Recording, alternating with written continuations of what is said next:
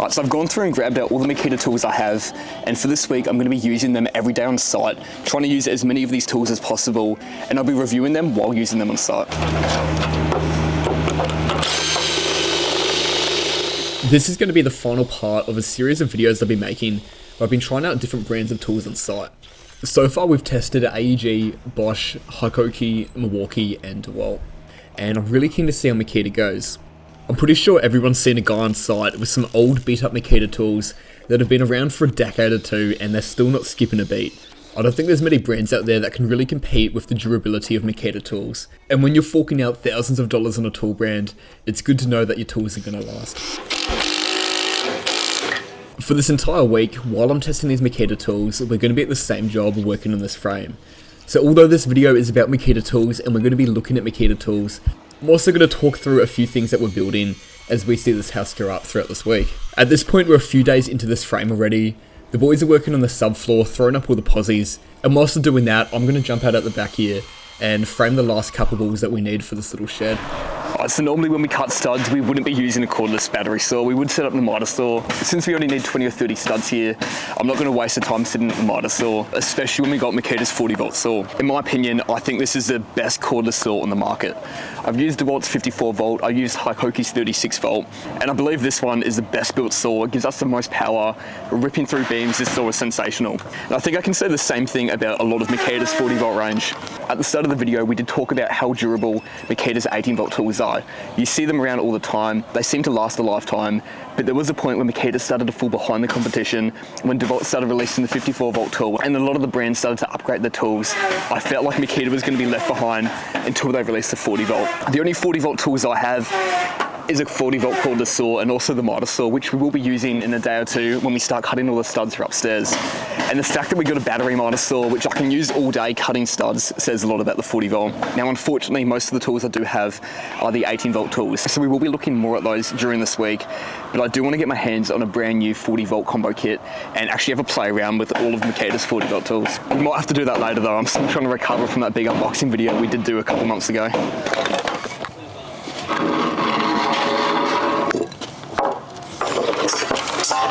So I started filming this Makita video in the afternoon on a Monday. So we're not going to get a lot done today though, but during this whole week, you're going to start to get a good idea of what's going on with this frame. And by the end of the week, I'm hoping that the upstairs walls would be stood, plumbed and braced, and potentially even get a start on the upper trusses. So it's going to be pretty cool to see this frame come together while testing out the Makita tools.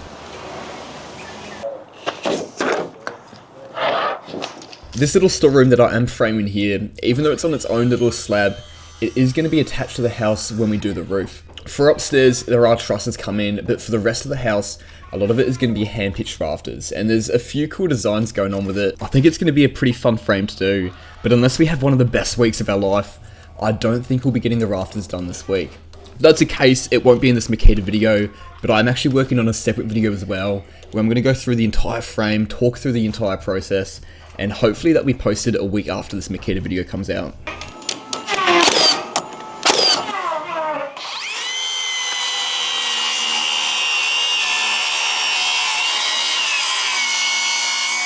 Now when it comes to ripping timber, this is where the 40 volt saw really starts to shine. Normally when you're framing with 90-45mm timber, you can use off-cut blocks for your junctions. Since these studs are 35mm thick, it means for our external junctions we're going to have to rip some timber at 55mm to pack it out. And this is a perfect example of where the 40 volt saw becomes handy. If I was trying to do this with the 18 volt saw, it's going to take too long, and I'm just going to keep chewing through the batteries.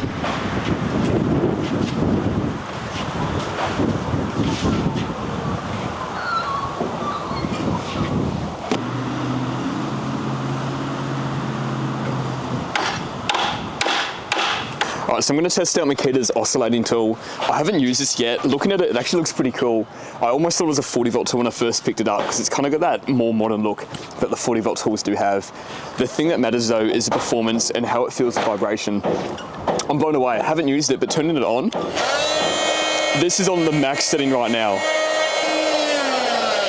So I can turn it down to 1. What's actually surprising there is I didn't notice this until then. We've actually got more vibration on the lower setting. But I do want to say on the max setting, max speed, we'll test it in a second to see how powerful it is. I don't think I've ever held an oscillating tool that has as little vibration as this one does. It's also got the Star Lock feature, which is a good win. The only downside for this multi-tool, and I've spoken about it a bit, is I hate how when you change your blades, you actually have to take out an external part of the tool. Oh, almost dropping it. But you're going to take this all the way out to switch your blades over. The reason I hate it is that when you're fiddling around with it, there's a chance that you could drop it, and if you do lose this or misplace it, the tool doesn't work anymore. Probably isn't something you have to worry about. It's just also a little bit more annoying when you're switching over blades and attachments. Let's give it a shot though. So we're still working on this little storeroom at the back here. I think it's going to be more of a pull shed, but we've got a doorway here. Originally it was going to be pushed over a little bit, but now the door's going to get installed flush to this wall, meaning we're going to do a checkout in these existing studs. Well, these studs we've already installed so that it can hold our 9045 header. So it's perfect time. We'll just do a few cuts of the multi-tool and see how it goes.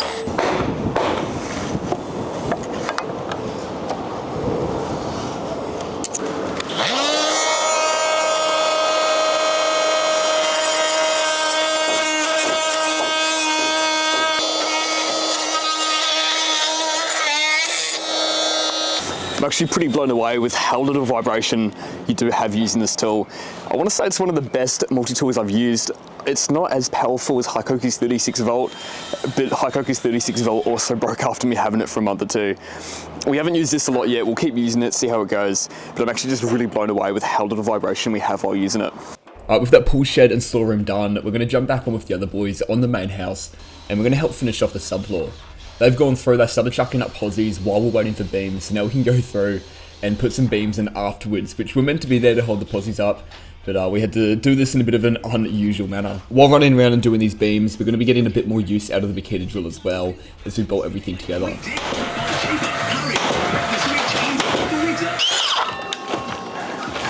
This is like, it's probably my favourite Makita 18 volt tool, I reckon.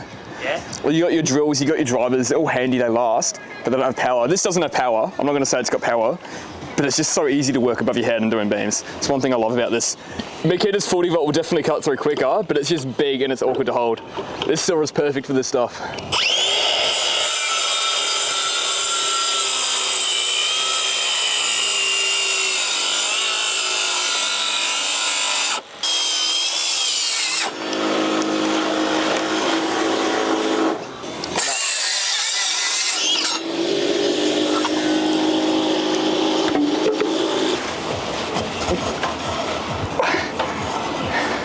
Good? Yeah. Yes.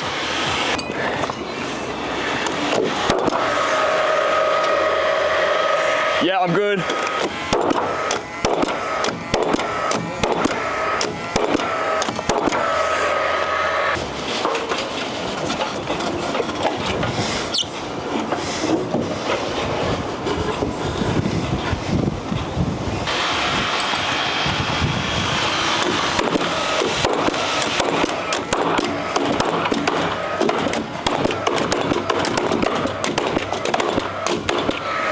And with these beams up and the subfloor almost done, we're going to start getting ready for the yellow tongue flooring, and one thing we need to do is go around and build a full protection before we do start working up there. I think this is going to be a really good test as well. What I'm going to be doing with these steel beams is drilling a 5.5mm hole through the steel and then lining up a bugle screw to go through the timber and into that hole in the steel.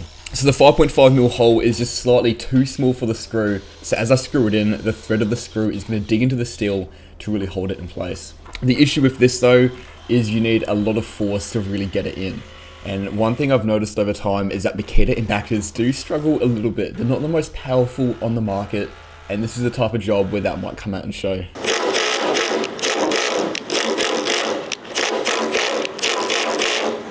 So the Makita can't move it. I'm going forward and reverse, it won't work.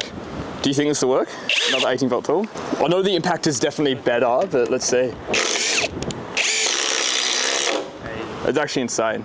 So one thing I want to talk about in this video is how Makita's, you know these tools last forever, but the juice these tools have. We almost need to do like a multiple year experiment and give someone a Makita toolkit, AEG toolkit, or Milwaukee, whatever it is. I know a lot of brands are better than Makita, and see if the power dries out over time. Because this is pretty new. Actually, no, this is brand new anyway. It looks brand new. But the question is, does this... I don't think that's the highest end though. It's not, no, it's not. That's definitely something to look at. But both of these tools are what you get when you buy a combo kit worth $2 grand. So when you're spending the same amount of money from the tools, This one seems to be a lot more powerful than what the Makita is. But the question is it going to break down after like 3 years or something? I'm going to keep using this, but it is struggling. I did keep using that Makita impactor to get all the screws into the steel. For a lot of them, I had to keep putting the screw in and reversing it out and going back and forth to get it all the way in. It did take a little bit, but we did get a handrail up just around the back of the house, so we could jump up, start marking out the showers, and get in a jump start on tomorrow.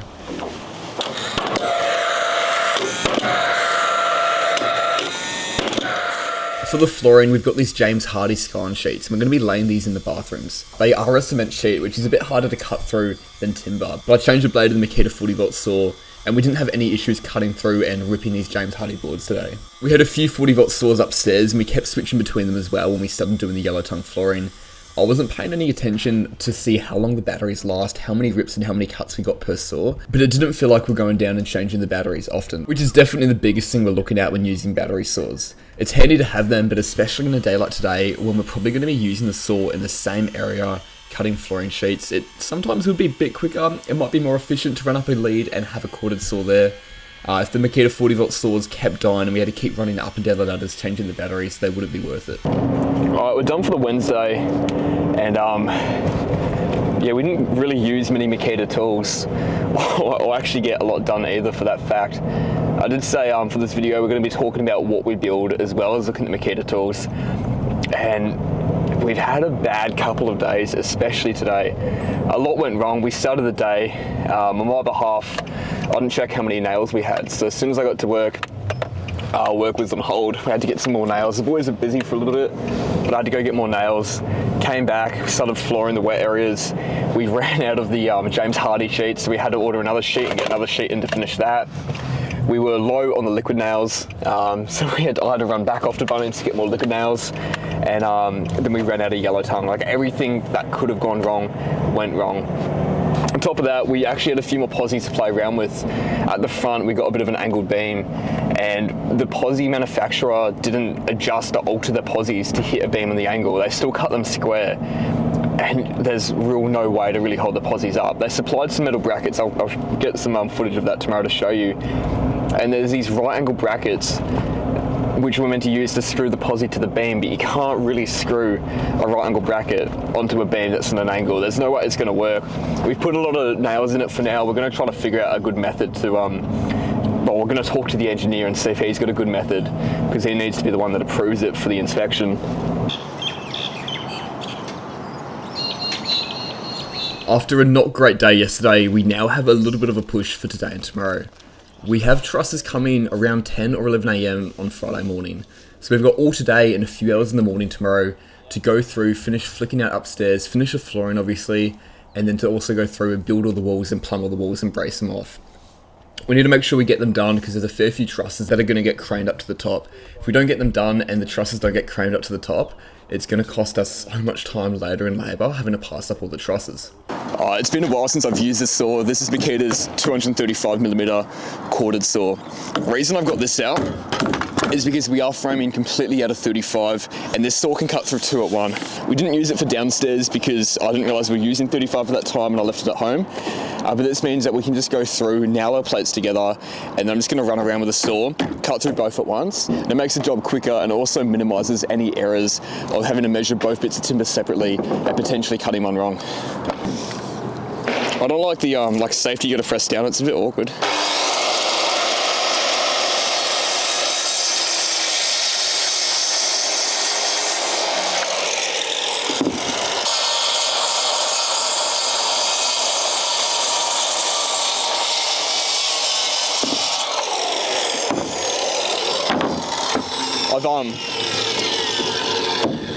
For this video, I've been talking about how powerful the 40-volt tools are. Yeah. I keep forgetting how powerful corded tools are. Yeah.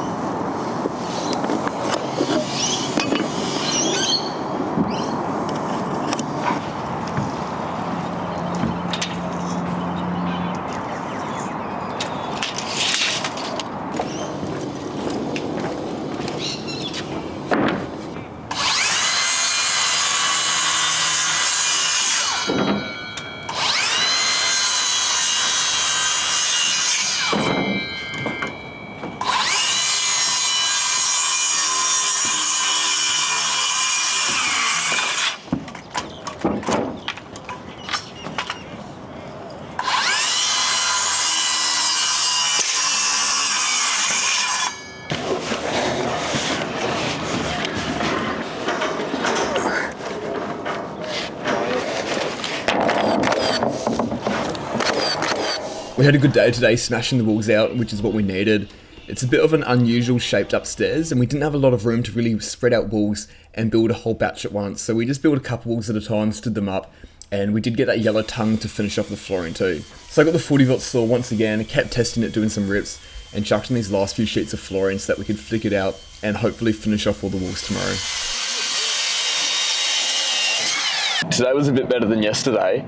We got half the walls up, finished the flooring, but I completely forgot to do any footage on the miter saw. I wanted to count how many cuts it could do with a 40-volt battery.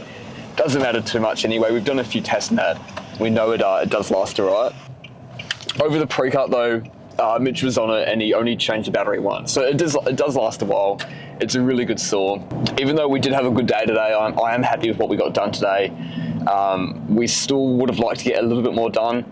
Trusses are coming midday tomorrow and they're more than likely going to get craned up at the front of the house, the area where we haven't built any walls yet. So it's going to keep it even more interesting. It means tomorrow morning, the first 4 hours of the day, we are going to smash through work, hopefully get those walls up, and hopefully we can get them up before the trusses come.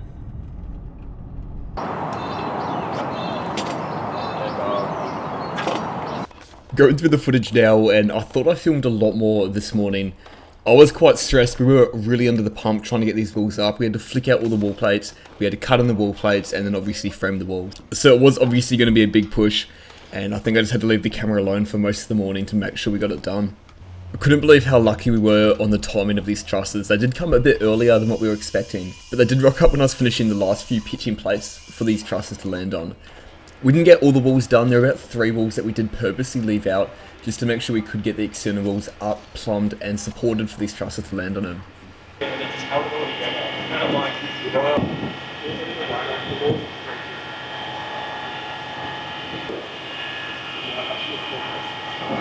I feel like for this week, I started Monday, Tuesday, the start of the week, very heavy with Makita tools. And while we're framing the walls and doing whatever we had to do, we didn't get much Makita tools done for the rest of the week. Do you guys have any insight, any words that you want to share about Makita tools? 18 volt, circle saw. Don't get it. It's fucking cheap, go 40 volts. 40 volts always, but I love your 18 volt though, it's so nice. It's very not nice and light, but like. You can't cut with it. Cross cards for that too. Yeah. And we're just talking about the 40 volt too. One thing I never spoke about is there's a battery. Oh, is it the saw or the battery? I've had an issue with 40 volt though, and everyone I know that's had the saw has the same issue, that when you put the battery in and there's a bit of dust, the saw won't really connect to the battery. The battery won't connect, you don't get power. You got to clean out the little tongs, make sure there's nothing in the way. It doesn't sound like a big issue, but it does get annoying. And I've never had any other battery brand do it apart from Makita 40 volt, which is interesting. Anyway, that's it for this week. We did keep working after lunch and smashed out a few other jobs, but didn't do anything that heavily relied on Makita tools. One thing I really want to do in the future is get the Makita 40 volt combo kit and do a full video looking and trying out those tools. So let me know if that's something you'd love to see.